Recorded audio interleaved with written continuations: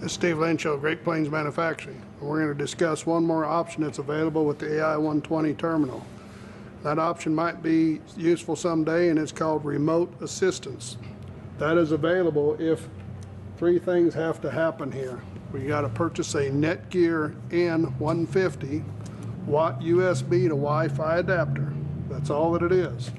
And that USB to Wi-Fi adapter is actually plugged into the terminal in place of the flash drive. Okay? If that's available, then we also have to have Wi-Fi available. That could be a hotspot, that could be your cell phone, that could be an iPad. Wi-Fi must be available at the tractor to look at the planter itself. If that's available, we can go into the terminal settings here, hitting the wrench, under the console features, and we need to enable the Wi-Fi, and we have to go out and we find it, and we just follow the wizard, which is explained in great detail in the manual itself how we do this. Once the wizard goes through there, we're going to find out what our source of Wi-Fi is. Hit the arrow. It's going to go out if there's a password has to be entered. That's where you put that in there, and if it actually follows it and finds it, it's going to come up and tell you whether it has or not. And you can see it's trying.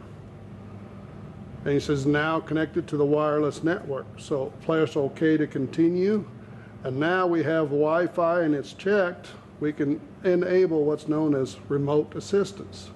We're given permission by doing so, and that opens up the next wizard here. Step one basically guides you through this. You hit the right arrow key, and it's like linking up two computers together and logging on is what we're doing. So the remote assistance is going to come up. Every terminal is going to have a different ID number that comes up, and it's going to have a different password every time it comes up. That password is actually what you're going to tell the person you're wanting to communicate with at another point here, and that's pretty important. That password, of course, the ID is of the terminal, and the password is 2487. We remember that number there.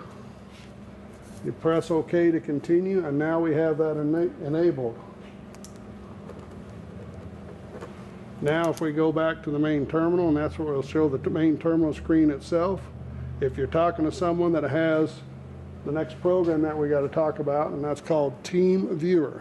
TeamViewer is a free download off the internet, and if you have that downloaded and on your desktop there, you can go to TeamViewer. As you can see, that's coming in here, and we want to connect to our partner. I must enter his ID number here. 243-638-508. That's who I'm trying to connect up with.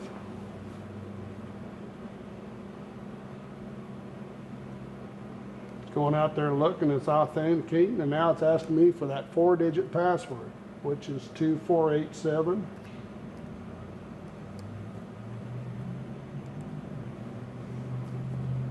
Once I enter that,